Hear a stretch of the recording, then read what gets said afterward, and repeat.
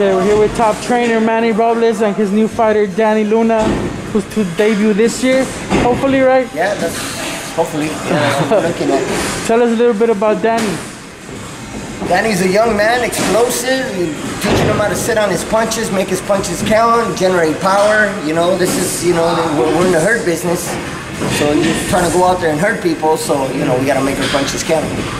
Tell us about being a part of Manny's camp now, Danny. Man, it's great. I love how he's working with me, how he's adding stuff to my arsenal. You know, he's not trying to change my style, he's trying to add to it. And I really like, I think that's a great thing that a coach can do with me right now, because, you know, no other coach is willing to work with me like how Manny is right now. So I think it's like really great. I appreciate it.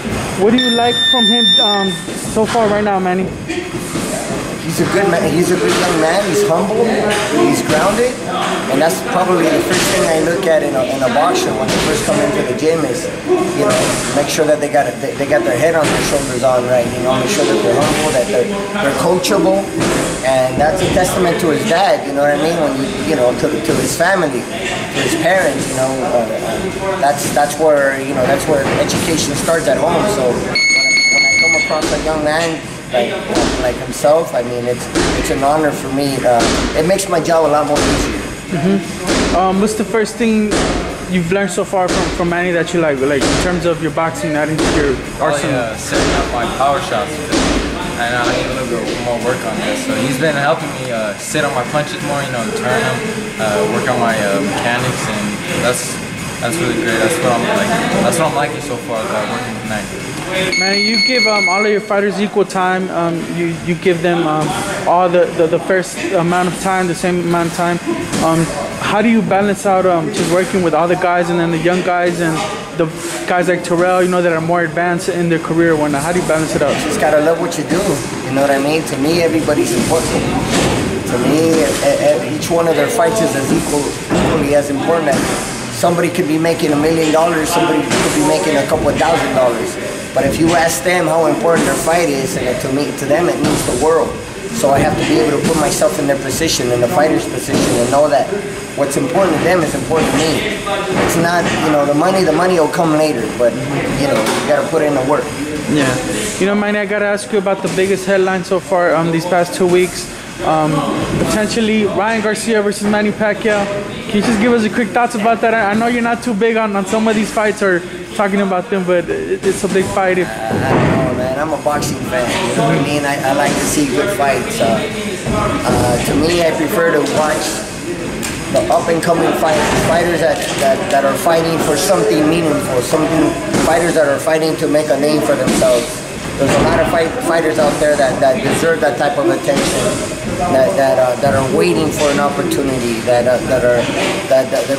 they put their heart and soul into what they do. I'm not saying that Manny or Ryan don't, but these are fighters that somehow, some way, you know, especially Manny, he's an established fighter on his way out already.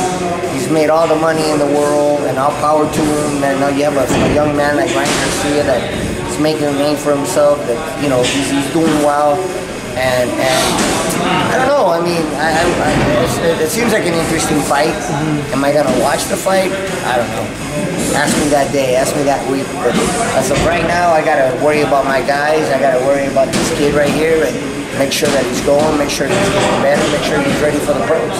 All right, last thing regarding this fight, your perspective as a trainer, man, is that too big of a leap for Ryan right now at this moment, potentially fighting Manny next? It just depends on who shows up. You know, it depends on what Manny Pacquiao shows up. That's it. You know, Manny Pacquiao is in his 40s now. He's no young man. You know, we all know that he's talking about, you know, possibly this might be the last fight of his career. Maybe he's looking into passing on the baton. You know, who better than Ryan? So, you know, I mean, it's happened in the past where up-and-coming fighters, happened to Chavez, I'm sorry, it's happened to Oscar De La Hoya, with all due respect, when he fought Chavez, passed on the baton, you know what I mean? Mayweather, Oscar De La Hoya, remember the outcome in that fight.